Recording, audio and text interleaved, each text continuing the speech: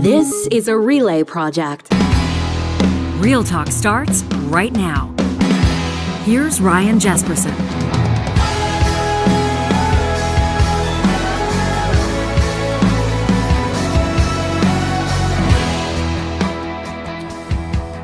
It is 2 weeks till Christmas. I want to thank you for joining us on this episode of Real Talk. In just a second, per our tradition, the first episode of every week. It is a Monday after all. We'll check in with Charles Adler. There's been a lot going on here at home in our neck of the woods, so to speak, as well as internationally. And we'll get to as many stories with him as we can, including the politics of Hanukkah. You say, wait a second, what? Well, Calgary's mayor being widely criticized is Dr. Jyoti Gondek for refusing to attend, for reneging on plans to attend that city's Menorah lighting ceremony, citing the politics of it, saying its pro-Israel message just didn't resonate with her. It wasn't something she felt comfortable attending. It's drawn the ire of critics like columnist Don Braid, who in a scathing editorial has proclaimed that Gondek is not fit to be the mayor of Calgary. We'll ask Chuck what he thinks about that. Plus, the University of Pennsylvania, Penn U's president resigns after congressional testimony on what's acceptable and what's not when it comes to expressions on campus by students, faculty, and staff. In this case, anti-Semitism, I suspect, will broaden the conversation from there. We have an email here written by Kyle into the show, and we could have presented it as part of the flamethrower on Friday. You know our tradition, presented by the DQs of Northwest Edmonton and Sherwood Park. When you got something to say, when you're pissed off, quite frankly, this is your weekly opportunity to put an email out there. But it's written to Adler. So I thought we'd save it for Monday. We've given Chuck the heads up that he's going to face some fire on this, but he doesn't know what it's about. I'll let you know. It's about inflation and carbon tax, and there's a whole bunch of numbers that we'll try not to get wallowed down in. But the spirit of Kyle's email is one that I think might resonate with Adler, so we'll go there. Plus, we've learned more about the Indian government's assassination plots on Canadians and Americans. You'll remember when the Prime Minister put this out there a while ago, we talked about it, a remarkable interview that we did with Harman Singh Kandola. You remember that? Johnny, that was on TikTok. I think it had something like 600,000 views or something. Yeah, one of our TikTok. biggest. One of our biggest. Obviously, the message that Harman brought to the table had resonated with people, but there were critics, I think, mostly just because it was Justin Trudeau. People like Pierre Poilievre saying, where's the proof? We want the proof. Well, now the more that we learn, the more we realize the Indian government's involvement in this has been. And it's not just murder plots. It's foreign interference in elections and leadership campaigns politically. And there's a whole lot to get up to speed on. And so we'll do that in this episode of the show, which is presented by our friends at Rello, who have a pretty simple message for you this time of year. If you're looking at 2024 as a time for new opportunities, as a time to maybe launch a new career, if the idea of being your own boss, running a thriving business, and leaving that lousy cubicle life behind resonates with you, a career in real estate could be your perfect match. Your number one move, the best place to start, is enrolling with Rello. That's R-E-L-O. Rello is Alberta's top real estate school, and they're here to support you every step of the way, from studying for your exam, getting your license, and beyond. The best part about it, you can study online on your own schedule, so it's convenient more than anywhere else. And right now, a great offer for Real Talkers. You're going to knock 20% off the price of any Rello course. 20% off with the code REALTALK. That's all one word, Real Talk, at Rello.ca. Charles Adler is an Emmy Award-winning talk radio legend, an RTDNA Lifetime Achievement Award winner, and of course, my dance partner. The first episode of every week. It's great to see you, my friend. How was your weekend? Do I ever step on your toes, partner? Do you ever step on my toes? I don't know. I mean, sometimes you... on your dance partner. I just want to know if I ever step on your toes. I don't know. What's prompting the question? I don't know how to answer it. But I want to be a good dance partner. I want to be an effective dance partner. I want to be a supportive. Oh, I see. It's a reference to the dance partner thing. Well, I don't know. I mean, sometimes you piss me off a little bit, but I probably piss you off a little bit. And if you're not pissing me off a little bit, then what's the point of us doing this? They're the best shows, in my opinion, when I find an opportunity to piss you off a little bit. Yeah. You do this. You know when you pissed me off recently? Do you know what it was? And when I say pissed off, like you and I would, if we were meeting together on Mondays in the same room, we'd be like embracing each other and slapping each other on the back. So I'm saying this. Was it about Smith? It was about Smith. And do you remember what the specific comment was? I think I maybe jumped to the conclusion that Smith wasn't telling you the whole truth and you were passing on the Smithism. I don't care about that. That's probably true. Okay. That's probably true. But okay. but you implied that I wouldn't say things that I felt. Right. You implied that I would hold my fire because I'd be concerned that I wouldn't have an opportunity to interview Alberta's premier again, which I think is not the truth. No, probably not. I am very mindful of the fact that many people hold their fire when it comes to certain personalities in the news because they want to have access to them. And I shouldn't be throwing you into that woodpile. Yeah, because I got fired from a pretty prominent radio job for saying exactly what I thought about the Alberta premier at that time. And so some people may say, well, maybe he learned his lesson and he wouldn't do it again. No. The whole point of having an independent entity like this show with sponsors that go to the wall for us and an audience that tunes in when they do as frequently as they do is because they know we will say what we think when it's time to say it. And so that was the only time recently where I went, Chuck, that's not true. Yeah, because that's an ethical trespass on my part. Wow. And so that's a little harsh. I owe you the most profound of apologies. and that's because you're one of the people, and you're frankly one of the few people that I have maximum respect for, precisely because you don't trade access. You don't trade sort of what I would call sycophancy, sucking up to people in order to have access to them. You never did that. You never did that in your radio career. And you don't do that now. And if you did, I'd be embarrassed to share a stage with you. And I probably wouldn't be your dance partner. So my fault. I'm sorry. Well, yeah. I mean, I wouldn't have gone so far as to say ethical trespass. That's a little hardcore. I mean, let's save that for when it actually fits. But I'm just saying, every once in a while. Joseph Vipond would say, because Joseph Vipond is someone who's really, really interesting to listen to. And I was listening and watching what he was doing with you at the roundtable on energy on the COP thing in Dubai last Friday. And I just said to myself, I wonder if his message ends up getting lost because I wonder if people perceive him to be on the side of alarmism. And when people think that there's too much hyperbole there or alarmism, I think at one point he talked about the breakdown of civilization. I wonder if you end up losing people when you do that. You get the people who are hardcore for sure, but I wonder if you lose the people in the gray zone. Let me tee this up for people. I'm showing it on my screen right now. So on Friday, our most recent Real Talk Roundtable, we featured 3 Albertans that were at COP. They were either still there or they had been at the UN Climate Change Convention. So Sharon Morin joined us in studio, a Métis knowledge keeper. That was the role that she had accepted there, an honor certainly for her. And then Dr. Joe Vipond, a Calgary-based physician. He's an emergency physician who's also one of the co-founders of the Calgary Climate Hub. He was there. It was COP's first ever health day, and he was there talking about the health impacts of climate change. And then we had Sean Collins, who joined us as well. He's the CEO of a company called Varma Energy, which, by the way, they're doing fascinating stuff, turning waste into energy. So he was there as an entrepreneur. So we kind of liked in the round table. I mean, of course, some people would say, well, where was this person? Where was that person? You can only have 3, but we had 3 people from very different perspectives. We did get some feedback. I mean, some people absolutely loved what Dr. Vipond brought to the table. And we did get some messages from people saying, we find it kind of hard to take him seriously because, I mean, he basically... who he reminded me of on the show, and I like Dr. Joe. He's great. I would consider us to be friends. I don't say we see eye to eye on everything, but he echoed the messaging from Zipporah Berman a few years ago, about 10 years ago, because she had already said it when Rachel Notley had named her. Do you remember that, to the Oil Sands Advisory Group, Chuck? And that would have been 2016 probably that then Premier Notley founded that group. There was a bunch of oil company CEOs on it, or at least oil company executives. But Zipporah Berman was there as well as a climate activist and a well-recognized one. She's been on this show before. And Zipporah's sort of famous take, or infamous take, if you want to call it, was that you've got to leave the rest of the oil in the ground. She said you got to leave the rest of it in the ground. And on Friday, Dr. Vipond essentially said the same thing. I said, well, you can't expect any premier to get on board with your message. And he said, well, you basically can't expect us to be around for civilization to function if we don't stop burning it right away. And when I saw him say that, I said to myself, well, for the average Albertan, and yours truly, who left his heart in Alberta a number of years ago, at that point, the conversation's over. Because if you ask me, the simple question, do you want to leave it all in the ground? I say, are you kidding me? No, I don't.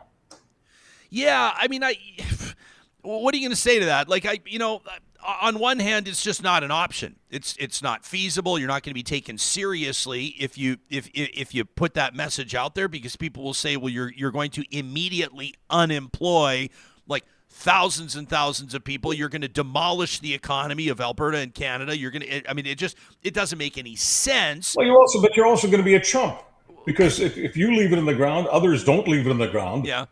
They're selling to your former customers. So that's all you're doing. You've got clients here. You're just tossing your clients over to somebody else. I mean, what have you actually accomplished? I know you can feel good about yourself. You can feel righteous, I suppose. It's a waste of time. Yeah. I mean, and sure. And this is like a pragmatic, realistic, honest answer. And then you'll look at, the situation around us as, as Dr. Vipon references, where you have heat waves killing dozens of people across the country. You have wildfires and floods and everything else. And I know, like, most people will kind of either roll their eyes at the one argument, the economic argument, or they'll roll the eyes at the other. I mean, some people aren't even convinced that climate change is making anything worse. I think this show has been very clear. I've been very clear on how I feel about that. It's obvious that man-made climate change is impacting natural disaster, is impacting weather patterns, is impacting trends. I mean, if you're going to deny that, you lose I'm the last serious person in the world to focus. deny it, Ryan, but I'm also the last person in the world who would think, based on some science that I know, not Joe Vipon, but I know some science, and I don't even think Joe Vipon believes that if you leave all of it in the ground in Alberta and other provinces in Canada will never again see a wildfire. Yes, correct. But this is also sort of a defeatist attitude, right? I mean, listen, I'm going to land in the middle on this, and that's not a coward's position. That's a normal position, I think, to take on this, is that we don't immediately stop drilling. We don't immediately shut down our energy sector. That's ludicrous. It's not feasible. It's not intelligent. It's like there's a million reasons why no. But also, we do have to do some things. We do have to do something. Like, I talked to the federal environment minister, Guilbeault, about this. I mean, you could tell, like, when you bring up the Supreme Court's decision on this plastics ban, the toxic plastics ban, and you bring it up to Minister Guilbeault. People can see our interview with him last week if they missed it in our archives.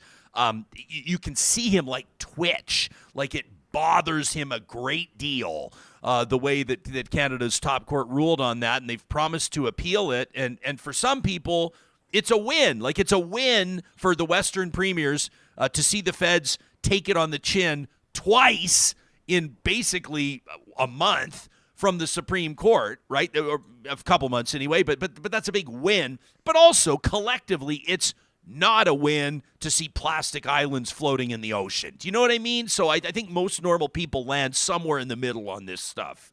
Yeah, I don't think most people in the world, I don't think, care so much about the politics, because they know that politics are made up of activists and advocates, and they want to put their best foot forward and all the rest of it. Most people believe that the truth lies somewhere in the middle. Yeah. Would it hurt? I mean, I like plastic straws, but if you say to me, do you really want all that stuff floating in the ocean, or do you want to do something about it? I'll surrender the plastic straw. It's not going to be into my life to drink from paper straws, obviously. So I think that's the middle of the road position. And if people want to take the political position, no, we must stand firm. Nobody's taking away our plastic straws. Frankly, that sounds like a loon to me. Yeah. Johnny's doing an amazing job. Johnny on the spot of showing us some video. This isn't cooked up. This isn't from a Hollywood studio. This is video captured in the world's oceans of just what the plastic problem actually looks like. And again, like, I think most people know this too, Charles. It's not just like plastic bags and water bottles. It's the impact of the microplastics that break down and they end up in the streams, and they wind up in fish, and they wind up in our lungs, and they wind up in our bloodstream. And like, it's a fucking mess. No, we're totally irresponsible with what we throw in the air. Yeah. And with what we throw in the water. We disrespect the planet every day. I'm not trying to say that it's the end of civilization, because I think when you do say that, it's the end of the conversation. That's my only criticism of Dr. Vipon. He's got so much to offer, but when he uses words like that, I think a lot of people check out. But Yeah. I don't think there's a dime's worth of difference between your position and mine on this one. Yeah, and like I'm not gonna. I mean, what's like I'll participate. I've learned over the years that like you can only expend so much emotional energy, and you got to pick your spots. And I'm not going to get into fights with people over things like are we going to shut down the oil sands? Are we going to shut down Canada's energy industry right this minute, or do we not care at all about the world's oceans or the boreal forest? Like, you know what I mean? I'm not going to spend time talking about that. My problem with all of this is, my problem with all of this is I don't want to shut down the oil sands, and I don't want to leave it on the ground. I don't want to do all that. My fundamental problem is there is so much capacity for knowledge about science and technology and geology in Alberta that I have to believe that Alberta can continue to be the energy capital of the world for as long as it wants to be, as long as it accesses the knowledge and gets that knowledge directed for the future.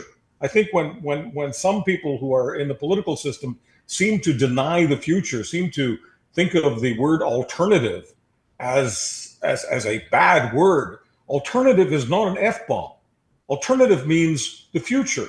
There's nothing wrong with embracing the future. And there's certainly, in my opinion, nothing wrong with getting the knowledge which we have in Alberta pointed in the direction of the future. That's good for us as Canadians, and it's also good for business. Yeah, 100%. And those things need to be considered. Nobody's helping anybody if there's no economic activity and if everybody's unemployed. Like, that's a pretty obvious thing to say. That's Johnny, one reason you can't leave it in the ground. One reason you can't destroy the fossil fuel industry, because that's what fuels the next industry. Yeah. It's the present that fuels the future. Killing off the present, as I say, makes some people feel good, but it doesn't do any good. Well, yeah, it's just not well thought out. Like, it just doesn't make any sense. I think that we can agree on that.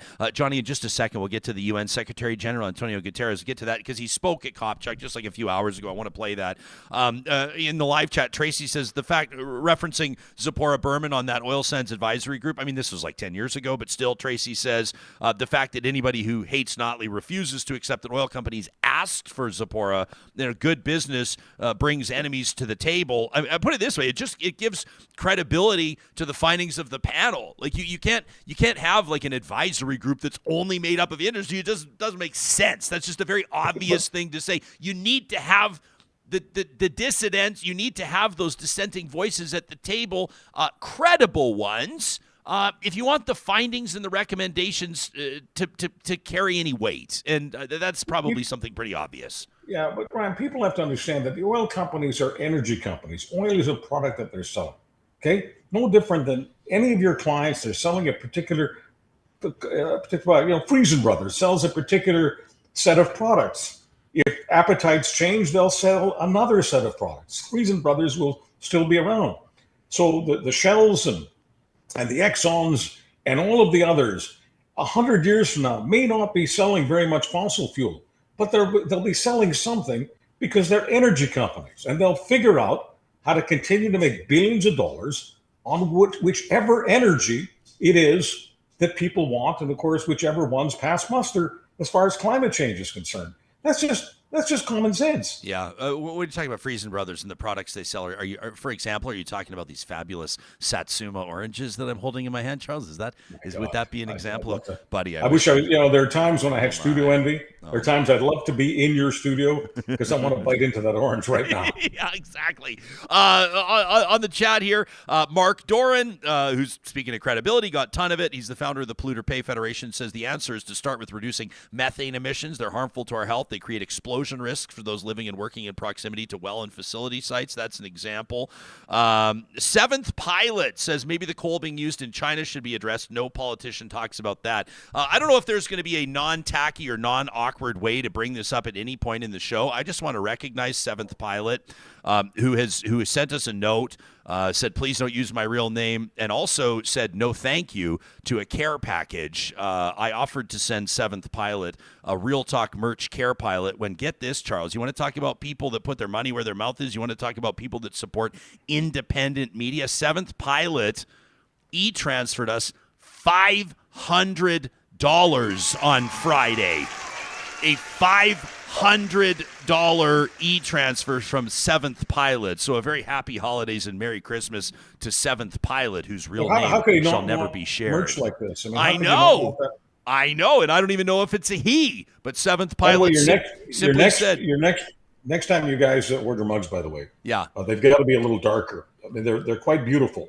The problem is, no matter what you're drinking out of them, the white shows the stain. Well, you got to wash them, Charles. No, I wash them all the time. But I'm just saying, when I'm drinking and then put the cup up there, I see the stain. Yes. And there's nothing more hideous on a screen than a stain. Hey, what kind of entrepreneur would I be if I didn't remind people that with 2 weeks left till Christmas, if you go to RyanJesperson.com and you click on the merch link, check this out here on the merch link, you can see all of the Real Talk merch that we currently have available for sale, including T-shirts, snapback caps. We've got the fitted T-shirts as well and the Crescent mugs, Charles, for the Real Talker in your life. You can order your merch today. Katie will get it shipped, and we'll make sure we do everything we can to have that to you by Christmas. Love the mug, love the cap, but I'm so sorry that I mutilated the cap. I'm not supposed to have this. We have had questions about the bend of your brim. A lot of people have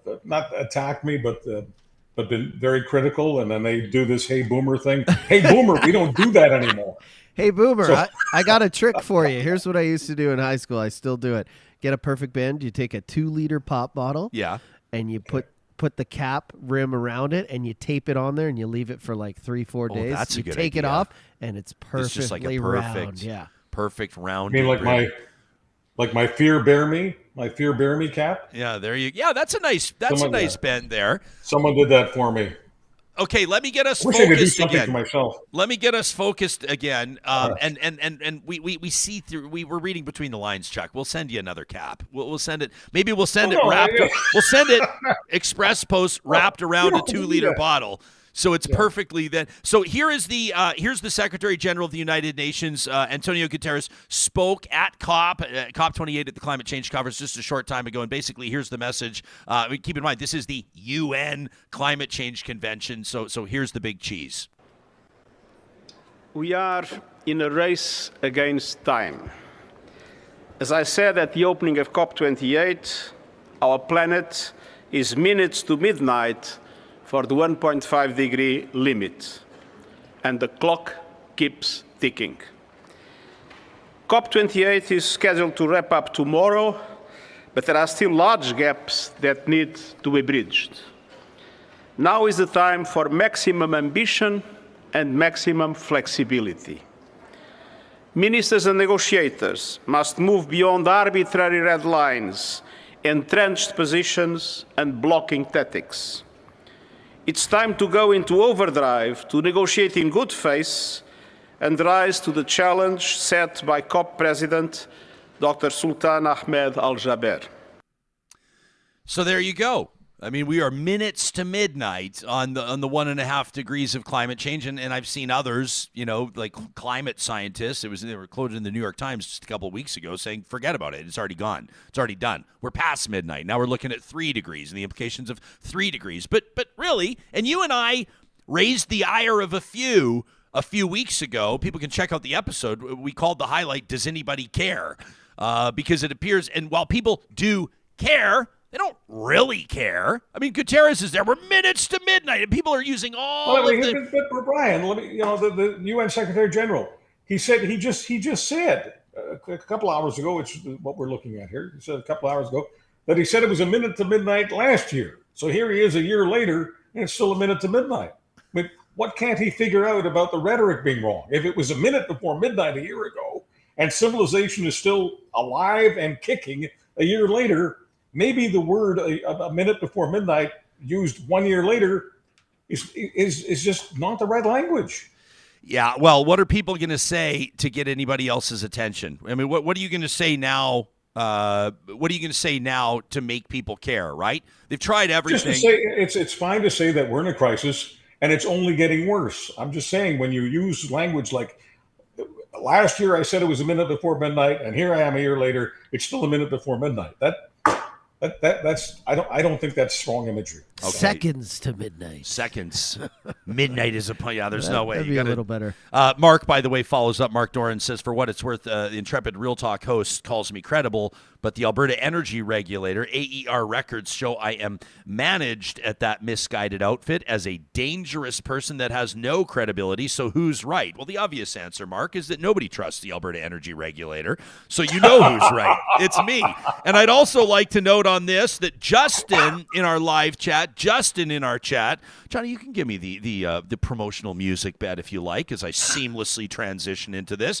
Justin says, I can speak from personal experience that those Satsumas that Jespo's holding are amazing, in all caps. Amazing, he says. We went to get a bag this weekend, and they're almost gone already. Justin says we're going back to Friesen Brothers after work today to load up again. These aren't your average Christmas orange, folks. These Satsumas are from California, not Asia, which means that their travel time is greatly decreased. They are packed with flavor. They're super easy to peel, and they're like the size of regular oranges. They're not these like teeny tiny lame Christmas oranges. These are the perfect ones for stocking stuffers. If you love to gift produce at Christmas parties like I do, you will love the Satsuma oranges, available only through the month of December, or like Justin said, until they sell out at Friesen Brothers, 16 locations across the province of Alberta. A lot of talk about climate, a lot of talk about the environment, obviously with COP28, wrapping up-ish.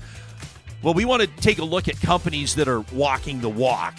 Companies that are, for example, BMO climate certified, like our friends at Complete Care Restoration. And we broke this news yesterday. I've been talking to the team at Complete Care Restoration saying, you guys, we need to pump your tires more. Because you know what? This is a company that just puts their head down and goes to work. And that's why we're here to tell you about the stuff that they're doing. Because they're not taking out billboards announcing that they're the only disaster restoration company in Alberta that's recycling what they're cleaning up off, burns and floods and all those other nightmares that people encounter. But while the industry average on recycling those materials at post-demolition is basically zero, Complete Care Restoration maintains a 71% average when it comes to materials that are recycled, that are kept out of landfills when they're cleaning up these sites, and that is absolutely remarkable. It deserves more praise. It's just one more reason why you should choose Complete Care Restoration.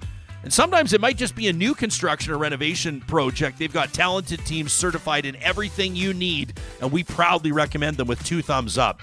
We also wanted to remind you that Athabasca University is ready for you whenever you're ready to start thinking about your post-secondary journey again. I know that when we think of schooling, we get into those mindsets like September's when it starts, and December's when you take time off, January's when you go back, and June is when you finish. Not at Canada's Open University. They've got world-class accredited online degrees and courses designed so that you can complete your education wherever and whenever it works for you. You want to register for a course and complete it over the holidays? Do it. You want to take the entire holidays away from your studies?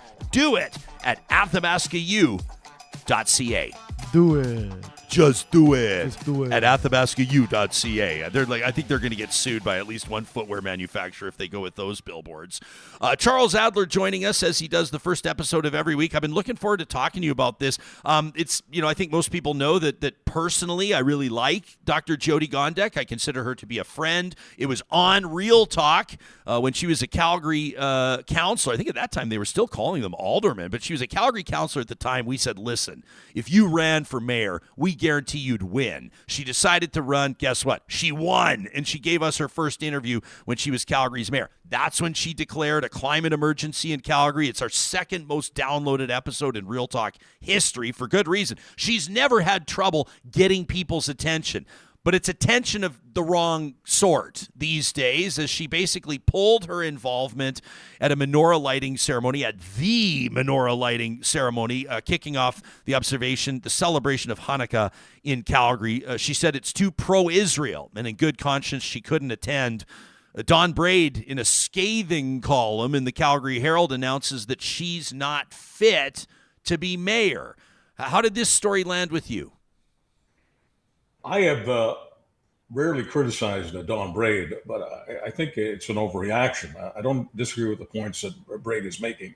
But to then declare that Jyoti Gondek is not fit to be mayor, I think that's a bridge too far. It's not like Jyoti Gondek did what the university presidents of three Ivy League schools did on Capitol Hill when they were asked a simple question that, does advocating for the genocide of Jews contravene ethical standards at your university and free speech standards? I mean, they just talked themselves into a corner. One of them has now resigned. Others may resign.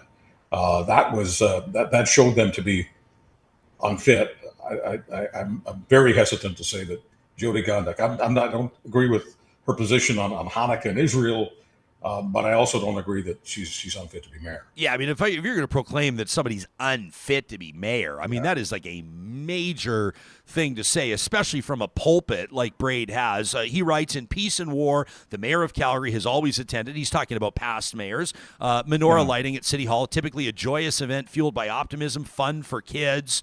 He says Gondek's snub has inflicted shock and anguish on Calgary's Jewish community. It came out of nowhere after she had agreed to attend. A lot of work had gone into the event. He says the excuse predictably features her tendency to lay the blame on others. He goes on to cite Lisa Libin, the president of the Calgary Jewish Federation, who says Gondek's accusation that she was misled by event organizers is actually an anti-Semitic claim. Quote, it goes back to the old anti-Semitic trope that Jews are conniving. There was absolutely no trickery involved. I mean, this is like, there's gasoline on this fire.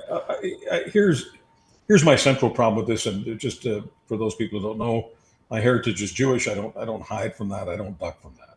However, because I am a child of survivors and I'm in touch with the Holocaust day and night, you can take that literally, day and night, I am really loath to call everybody who's on the wrong side of some issue I have politically an anti-Semite. You keep saying that, and you keep throwing that term out, it ceases to have any meaning. Anti-Semitism is Jew hatred. That is damn serious. Don't be using it casually, don't be using it frivolously, and don't be using it frequently. Because if you do, a very, very important piece of history, in my opinion, is diminished.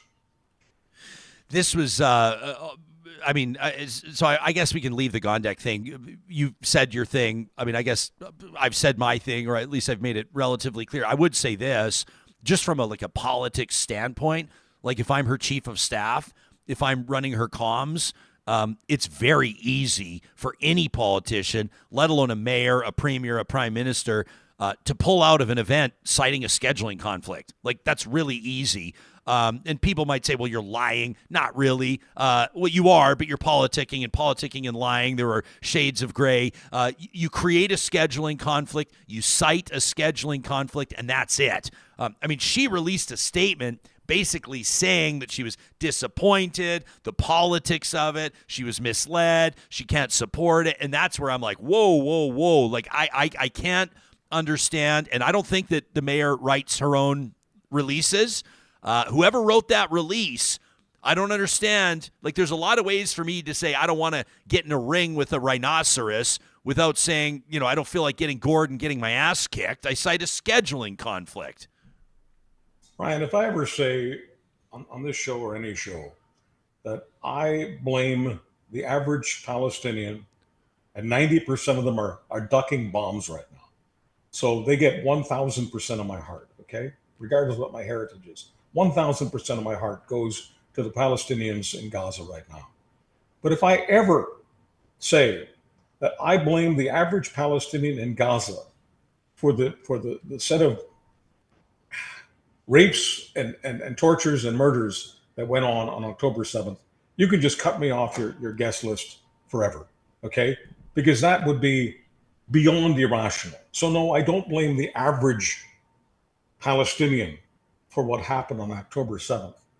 By the same token, I can't blame the existence of Israel for what's happening right now in Gaza. Every country has the right to defend itself, and every country has the right to exist.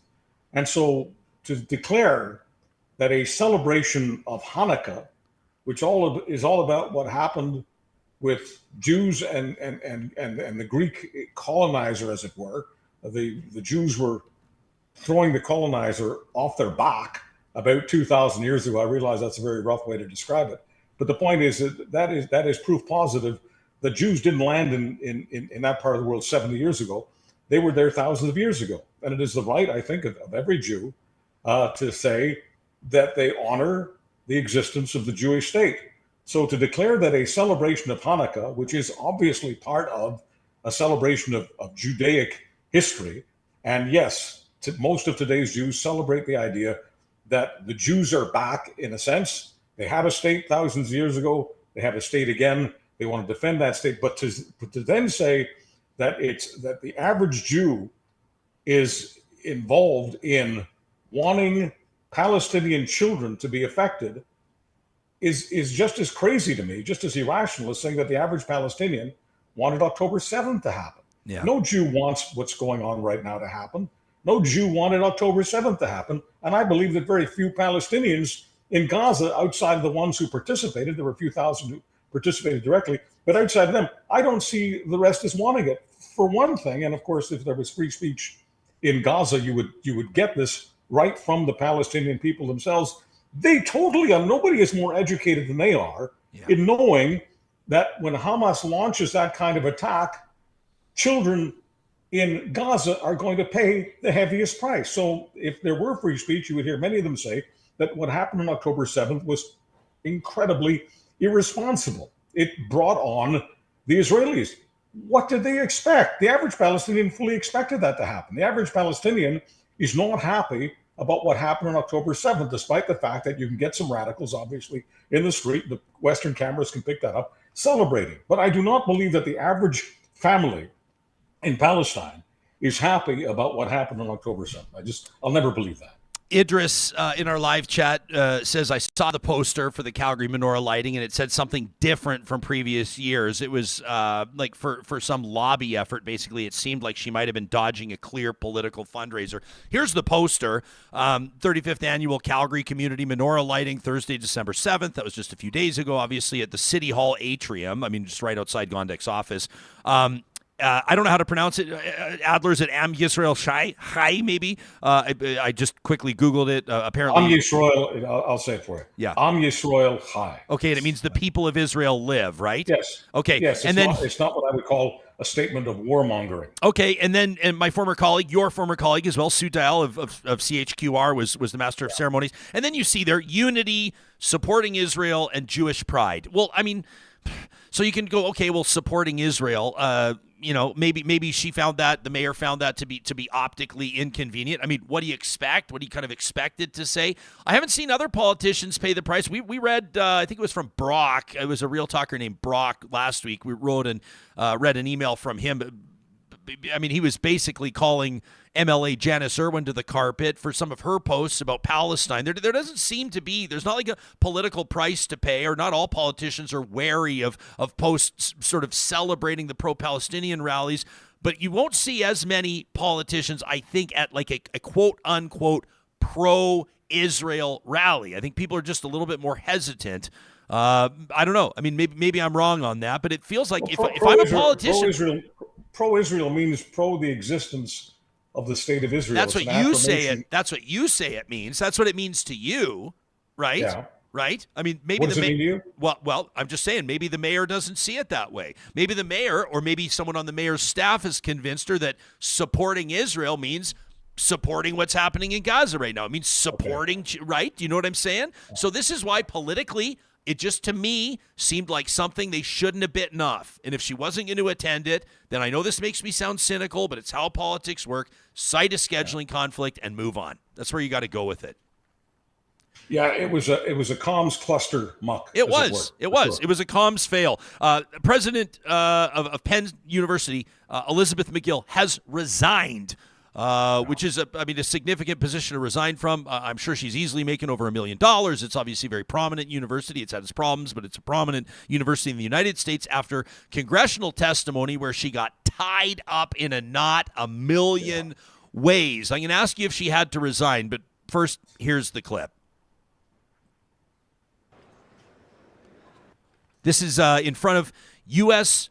congresspersons, facing questions, obviously, that she was ill-prepared to answer. Here's former Penn President Elizabeth McGill. Ms. McGill, at Penn, does calling for the genocide of Jews violate Penn's rules or code of conduct? Yes or no? If the speech turns into conduct, it can be harassment. Yes. I am asking specifically calling for the genocide of Jews. Does that constitute bullying or harassment?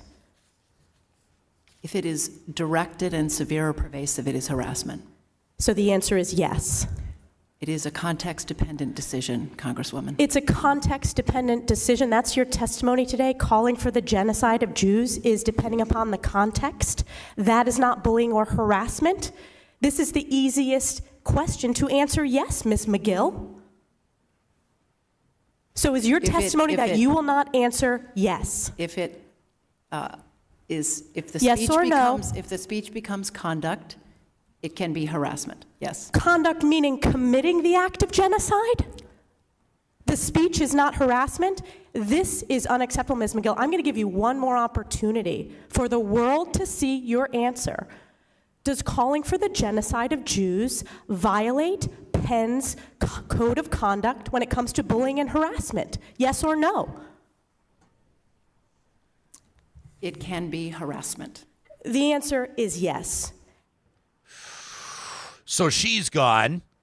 That's one of the poorest performances that I've ever seen in front of Congress, and that's saying something.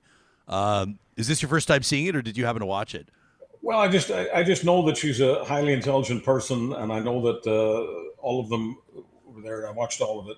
They were all lawyered up. They had their lawyers, legal / public relations firms monitoring things and giving them talking points, and some of them were better than others at reciting the talking points, but none of them sounded as smart as they really are in real life. The context thing is such a canard. If I advocate for people to harm you and members of your family, that is harassment, and that is bullying, and that is incitement. It doesn't become incitement if and when someone actually follows my ridiculous rhetoric. Okay, it's bad enough to just to engage in that kind of rhetoric, and everybody watching this knows that if it wasn't Jews, if it was Muslims, if it was blacks, if it was members of the LGBT community, there wouldn't be a hearing at Congress, because Harvard would have trashed any of those people doing those things. They wouldn't have waited for violence to actually happen to people who are members of the LGBT community or blacks or Muslims. So Jews are seen by some progressives as oppressors, specifically oppressors in the Middle East. They're the white colonist, and the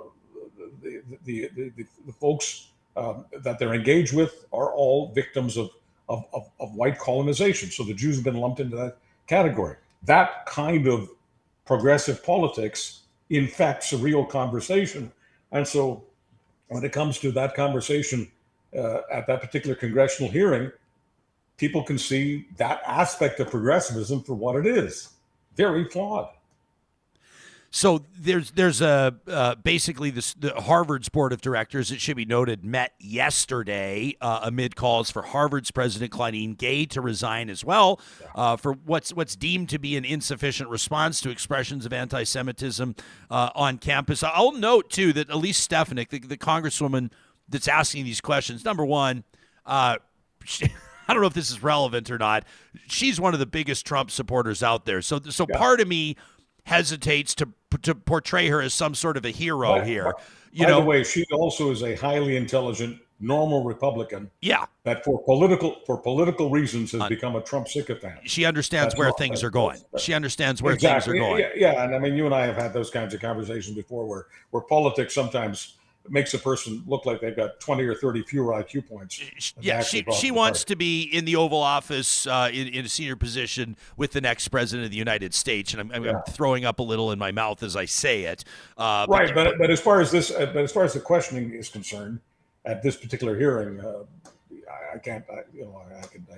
I can talk for hours about how I can't stand Stefanik, but I can't really argue with what she was doing. She was doing your job up there. Well, and absolutely 100%, and doing your job very well. And where I think that the average person needs to go with this is having an honest and maybe uncomfortable conversation about what's happening on university campuses right now. And I know that the conservatives, or in the United States, Republicans have wanted to own this conversation around things like censorship, or people talking about cancel culture or woke professors. And there's a lot of supercharged language that's being used. But what I can't ignore is that it seems to me that the culture on university campuses is that they are safe places for some and they are not safe places for others. And that seems to be a pretty obvious and safe statement to make.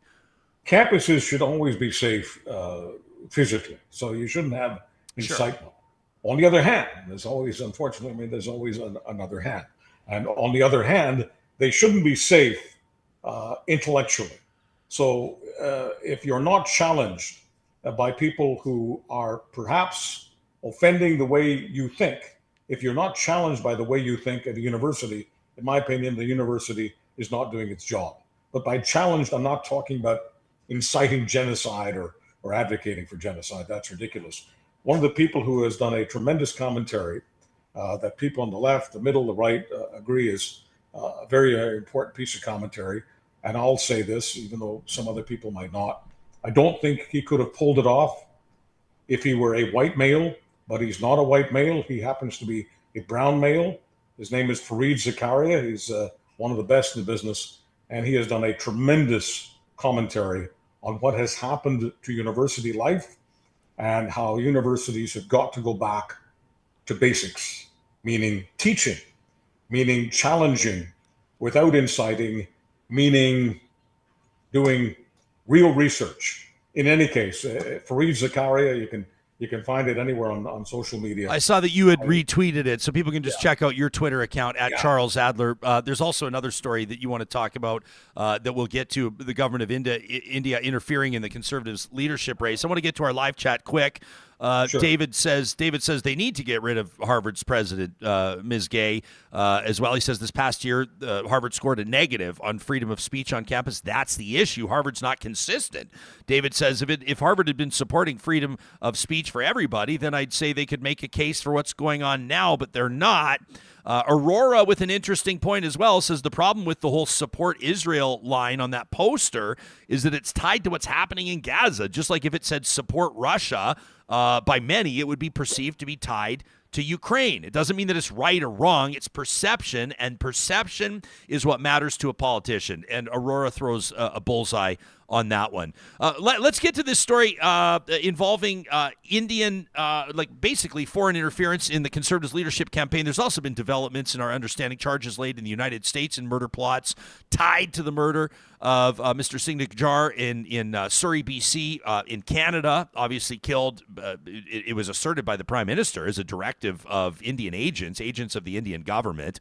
The Prime Minister was widely criticized for making that claim without sort of presenting a folder's worth of justification or of evidence. But now it's appearing to be true, I guess is the quickest way to say it. But we're coming to a more clear understanding of basically the foreign interference that's happening right here on Canadian soil involving the government of India. Why don't you talk to us about this one? Well, we're getting more and more evidence from the Americans and others about how the Indian government wants to take certain people out. And the people they want to take out are Sikhs, because the people in New Delhi who run the show there, Modi, have had a problem with the Sikhs, and that's been going on for a long time. And I don't want to get into a long battle about what that battle is about. But the larger point is the government of India, which is not like the government of the United States or the government of Canada, the government of India does have people that are located in countries like Canada and others who have an eye on certain Sikhs and want to take certain members of the Sikh community out. It actually did happen in Canada, and if it weren't for the Prime Minister, who's a polarizing figure in Canada, it wouldn't have turned into a large political issue. Now that the Americans are supporting it with data, because they've got the same problem with the government of India, it's being taken more seriously. Before we run out of time, I want to put this in front of you. This is from a real talker by the name of Kyle, and it has to do with inflation. It has to do with the carbon tax. And for the first time in your career, Charles, he's calling you a liberal shill. I know that you've never heard this. I know that you've never been called this before. This is from Kyle to talk at ryanjesperson.com. He says, I have problems with Charles Adler. It seems, let me get through it before you respond. He says, it seems like he knows absolutely nothing about what he talks about most of the time. He is exactly like the American that he self-describes as. He's the Canadian Rush Limbaugh wrapped in the flag. He says the Bank of Canada has confirmed that inflation is impacted by the carbon tax. He says it'll increase by 0.1% every year, and that doesn't take into account indirect inflation caused by the carbon tax. For those of you who say that this tax is a net positive for the average Albertan, this tax is costing you $700 directly. Now, Kyle's throwing a bunch of numbers out there. Take them for what they're worth. He says we can't ignore two of the largest causes of inflation: deficit spending, increased money supply, and he says, boy, oh boy, this Liberal government sure knows how to do both. Justin Trudeau added more to the debt than all other prime ministers in Canadian history. I mean, COVID. He says, even if we remove 2020, as for money supply, in August of 2019, Canada went from $1.7 trillion to $2.5 trillion, an increase of almost 18% per year. Add-on policy that increases the cost of housing and the Canadian dollar going from on par with the U.S. dollar to today far from it. He says, I sure hope Adler can take a step off his perch and work hard to regain his critical thinking. That from Kyle. Kyle, thanks very much. I don't support Kyle's position. I support Trevor's position, as in Trevor Toom, economist, based in Alberta. He's not a left-winger, he's not a right-winger, but he's a hell of a good guy at math. And his contention is that the carbon tax doesn't have nearly the impact that our letter writer says it does. And I tend to support Trevor, even though I realize that too places me, I guess, in the liberal shill camp, because here it is, I'm supporting an elitist. I'm supporting an elite economist over someone who is writing a very passionate letter, which I believe is coming straight from his head and his heart. I think he believes this 100%, even though there are countries where the inflation is far worse than it is here in Canada. And I mean, far worse, 2 times worse, 5 times worse, 100 times worse, where they don't have carbon taxes. So the idea that the carbon tax is what created global inflation or Canadian inflation is excessive. People can argue that it's 0.03% or 0.05% or even 1%. But to get into the 5% and 10% and 15%, sorry, I can't climb on that wagon. I'll cite, I mean, this is CBC's reporting on Tiff Macklem speaking in Calgary, governor of the Bank of Canada. This was back in September, so it was a few months ago, but basically said that it's inescapably true that the federal carbon tax makes life more expensive, says before the climate action incentive, but that number, he says it's basically like every year it's 0.15%, but has a small relative effect on year-over-year inflation. So with year-over-year inflation, here's the number you need to pay attention to, everybody, hovering around 3%, which is way down, by the way, from the numbers. Remember, Chuck, it was like 9-10% for a while. People were, for obvious reasons, panicking. Hovering around 3%, the carbon tax causes 1/20th of price increases. When inflation peaked at just above 8% last year, the carbon tax responsible for 1/54th of it. So 1/54th of it. That per the governor of the Bank of Canada, Tiff Macklem. So those are the numbers I think that are most relevant in this. Yeah, so it's fair to say, we're just trying to be fair here. Put the slogans aside: liberal shill, conservative shill, whatever. If you're just focusing on the numbers, it does contribute. The carbon tax does, repeat, I said, does contribute to inflation, but it contributes a very, very small amount. People who want to turn the carbon tax into their mantra, they want to destroy the government or elect a different government over the carbon tax issue. Good luck with all that. They've been doing very well with their comms. You mentioned Calgary's, the mayor of Calgary didn't have a good comms day last week. Pierre Poilievre is having a good comms day every week by putting forward the idea that the difference between a good life and a difficult life in Canada is the elimination of the carbon tax. significant numbers of Canadians believe that. I'm not one of them.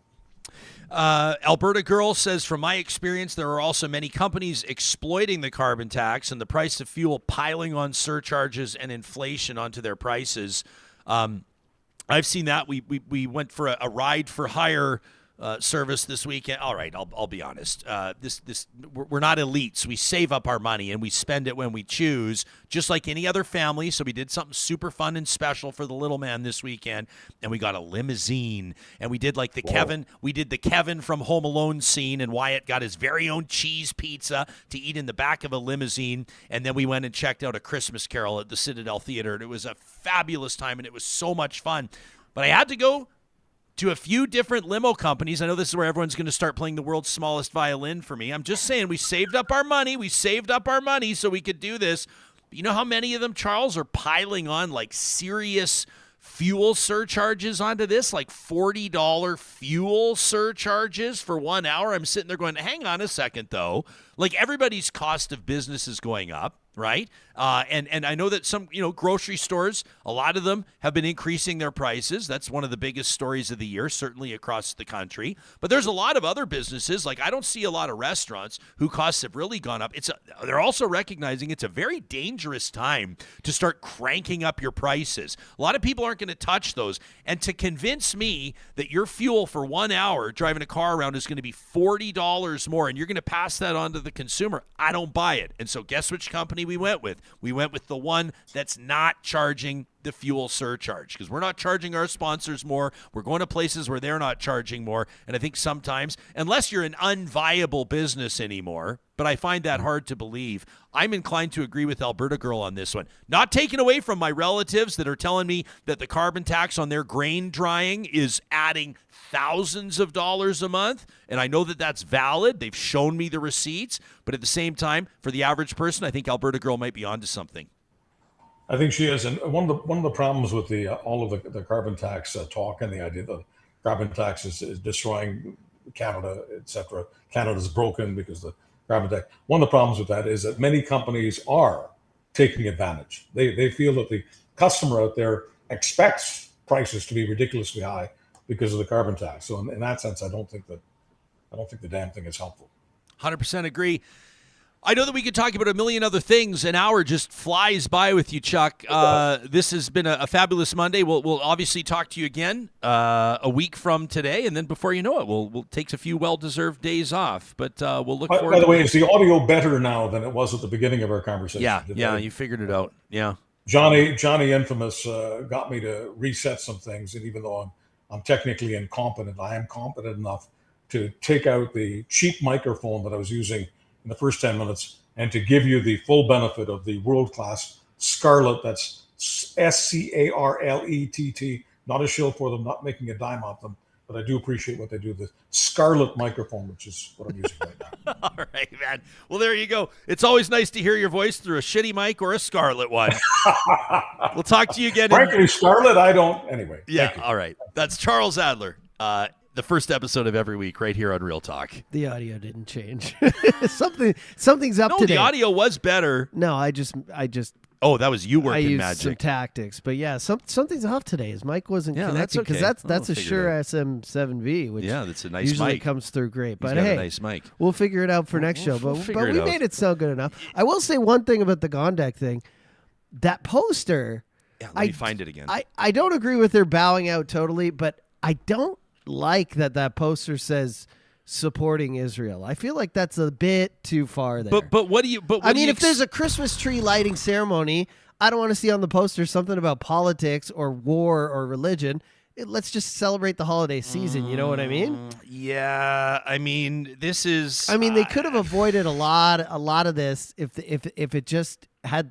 Like, here's the poster again if you want to show it. Yeah, let's show the year before, though. Did the year before say supporting Israel? I don't know where it is. I don't know. Let me see if I can try to Google it. So, 35th Annual Calgary Community Menorah Lighting, City Hall Atrium, Am Yisrael Chai, which, people of Israel live, as I understand it to mean. Unity, supporting Israel, and Jewish pride. is what it says. So yeah, I don't know. I mean, I guess on one hand, you could say, well, what do you expect it to say? Like, obviously, but when you say, I mean, I think who was it? Was it Aurora in the chat? I think that the word is context and perception. And so right now, in a time of conflict, if you're going to say you're supporting a nation that is involved in conflict, then it's going to come across as though you're kind of supporting that nation's role in the conflict. Like it's very interesting. When someone said if it said supporting Russia, a lot of people would perceive that to mean what's happening in Ukraine. And I find that, and again, people are going to say, whoa, are you comparing Russia to Israel and yada, yada, yada. I'm not trying to dig myself a big hole here. But the timing of it and the perception of it, I can see how that would, if you have some Russian Orthodox church, and they didn't do anything. They've got nothing to do with anything. Russian Orthodox Church in Alberta has nothing to do with Putin's aggression in Ukraine. Of course. But if you were to have, and I'm embarrassed that I don't know more about Russian Orthodox celebrations, but why would I? If they were to have a big celebration around the holidays and the poster of it in big letters said supporting Russia, no fucking way a mayor would show up to that. Exactly. So I guess I get it in a way. I don't know. I mean, for this, I would just say, and it comes back down to this for me. For me, I think one of the insights that we can have on this show is the messaging and the strategy around politics. We bring on political strategists all the time to help you understand why they're making the decisions they're making. And in this case, it's like I don't know who wrote her release. I don't know who wrote the statement that the mayor released, but it just seems to me to be an individual that underestimated the impact it was going to have. I also agree with you there. And I think they picked a fight that they didn't have to pick. You can just say, unfortunately, I mean, this happens all the time. Like a lot of times on this show, and we don't always spell it out for you real talkers, but every once in a while, all of a sudden, there's like a half hour open. And if Johnny and I are talking about funny stories happening in Australia, chances are an interview dropped out at the very last minute. That's part of doing a talk show. So it's very normal. It's a very regular thing for a politician or a leader of a company or an organization to say, hey, something's popped up last minute. Unfortunately, we're unavailable. And everybody moves on because that stuff happens. There was no need for the mayor, really by bad way of PR. that statement, to say, like, it's gotten political. We were misled about this, that. Like, what do you do? Just say, I'm unavailable. Now you're hopping on the other side. Now it looks like you're against it. Like, just leave it all up. Let's just celebrate the holiday season, however you're going to do it. Christmas, Hanukkah, Festivus, whatever it is. Let's just kind of leave that stuff out. And I know we talk about that a lot where like we need to talk about these important things, hockey games, etc., whatever. But when you're just simply going to light a Christmas tree or light a menorah, the whole poster is fine to me. The whole event is fine to me, except that one sentence. Because now I feel like if you show up, you're picking a side in a religious war that has got everyone at odds right now. It's just. But again, I agree with you 100%. Who in their right mind didn't just say, "Hey, let's say you're sick or something." Scheduling conflict, like maybe has COVID, whatever. Don't say whatever. that, but you know what I mean. You know what I mean? Yeah, like not just feeling well that day. Why do you? People say like this is like the oldest mantra. This is like the oldest. This is comms 101. If you're explaining, you're losing. If you're explaining, you're losing. That's what I would say on this. I appreciate this from Bunny Slippers, who talking about Russian Orthodox churches, talks about Ukrainian Orthodox churches here. Says the Ukrainian Orthodox churches I know, says Bunny Slippers, have decided to ditch celebrations on January 6th and 7th. Around Ukrainian Christmas, says they're only going with the so-called English Christmas dates. They want no association with the Russian Orthodox traditions at all. That from Bunny Slippers, which is interesting to see in the chat. So I like this shout out for Bunny Slippers too. We need an airing of grievances like Festivus from Seinfeld. Get the poll out. Well, we have it on Friday. We have been doing that right now. The flamethrower. Yeah. Maybe that's what we'll do. We'll do like a special holiday edition airing of grievances. Presented by the DQs of Northwest Edmonton and Sherwood Park, the weekly flamethrower tradition. You can send us an email to talk@ryanjesperson.com. This is a great handle in our chat, all caps. What? The handle is what? So what says the mayor of Calgary is a truth teller, and that is why she provides the reason she will not attend. Sure. Saying that it's a scheduling conflict would be worse. I respectfully 100% disagree. It's not maybe if she said she was sick and got caught and she wasn't we don't sick, have to lie but about. Yeah, just say there's a scheduling. There's a conflict, and then go to something else and make sure you're seen there. Or don't even do that. You know what I mean? Politicians aren't in so many ways as nobody else. Like we've had moments on this show, and gosh, I love like our most hardcore audience members, but there have been times where we've cited like a professional development day, or what did we call it most recently? We called it a what was it? We had to take a Monday off of the show, and we called it like a I don't remember what we called it, but it was like it was a development, something like that. The truth of the matter is, I didn't have a voice. I could not talk. I couldn't talk. And people are writing in like, and we love you, but writing in like demanding to know the reason. And the fact of the matter is like, we don't owe you a reason. We love you guys. We love you, but like this show is free. But nobody owes anybody an explanation about their personal availability to something. And some of you have probably found yourselves in situations through these holidays where you're invited to something and you don't want to be there. And maybe it's because like the person that slept with your husband is there, or maybe it's because the person that swindled you out of a business deal might be there and you don't want to see them, or maybe it's because the person that was denying COVID and making fun of people that wore masks on Facebook is going to be there, and you don't want to talk to that person. You don't have to announce that that's why you don't want to be there. You just let people know you're unavailable. You let them know that you have a personal conflict, or you just don't let them know anything and you don't show up. The mayor doesn't have that luxury on the menorah lighting. Obviously, there had to be something. So I think a scheduling conflict is what makes sense. Guess what? Things pop up when you're the mayor of a city of 1 million people. Technical maintenance. That's what we said we were doing, which is pretty much true because this studio... we didn't say technical. We said it was a maintenance day. We said it was a maintenance day, which is true. I was maintaining my voice so I could talk on the Tuesday. But it's just not, Ryan doesn't have a voice. We're not doing a show. That's pathetic. Now we can tell you because you've listened to this point in the episode, so you guys get the extra little tidbits. I also want to remind you that if you're looking for that gift for the person that has everything, the person that you're sharing your life with, and you know that person desperately wants an outdoor kitchen or a water feature or maybe that artificial turf that stays green all year round, what better gift than a meeting with the team at Eden Landscaping? What better gift than a backyard overhaul? I mean, if you're thinking big about bringing your outdoor space to life, this is a perfect time of year to make contact with Mike and his team and get that conversation started. They're a custom landscape builder with more than 20 years of on-the-ground experience in Edmonton and area. And the first consultation with them, obviously a conversation about design and inspiration, it's cost-free. You're not going to be paying for it. They'll give you an opportunity to learn a little bit more about how they operate. Heck, you can ask them about the backyard they did for us. We're thrilled to talk about it. And based on our experience with them, we recommend Eden Landscaping with 2 thumbs up. You can find them online at landscapeedmonton.ca. Alberta Girl says, Jess, but let's not promote more lies from politicians. We're not talking about lying. We're not talking about lying. We're just talking about effective messaging. All right, here's something we can all agree on. Our friends at Kuby Renewable Energy, the first episode of every week, we appreciate them, right? They give us an opportunity to focus on something super positive. They give us an opportunity to put aside the news cycle for a second and celebrate good things happening to good people. It's Positive Reflections, where we say no to negativity and we harness positive energy, renew our faith in humanity, courtesy of Kuby. And I'm so happy to talk to you about the story of Ocean Bell. She's 49 years of age. She's living in the UK, and she's studying healthcare. In particular, she wants to work in hospitals, right? She wants to work in hospitals, but she was having a tough time meeting her tuition costs. And so she had moved in with friends of hers. 49 years of age. She's living on their couch. She's sleeping on their couch. She's using their shower. She's feeling a little bit self-conscious, but she knows she's going to complete her studies and then she's going to get a job.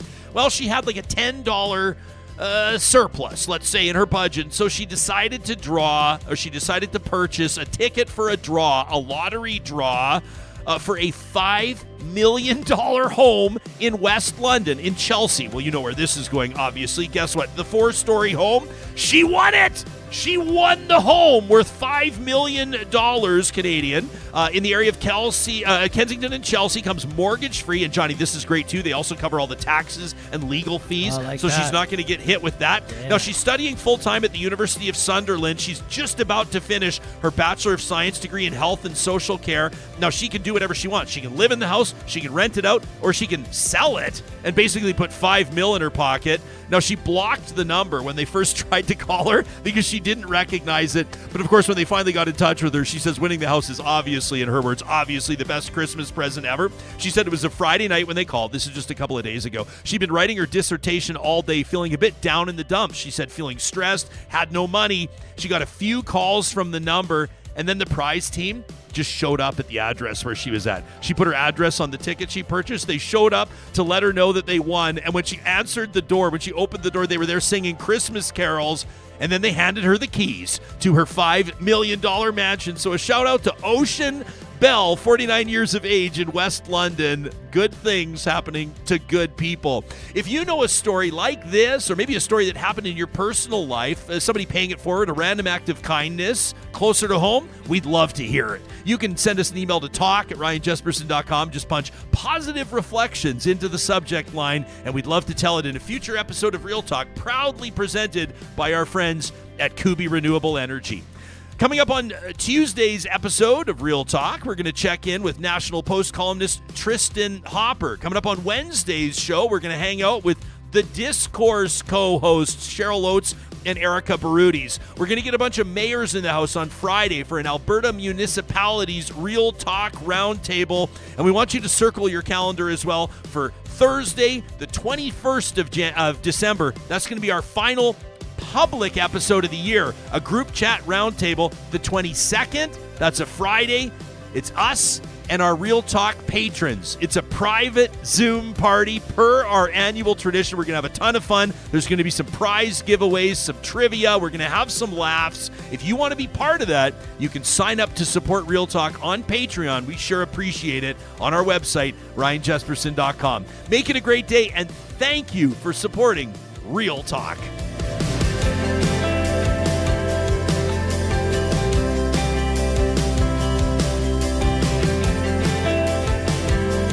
Real Talk is hosted by Ryan Jesperson. Executive producer Josh Dunford.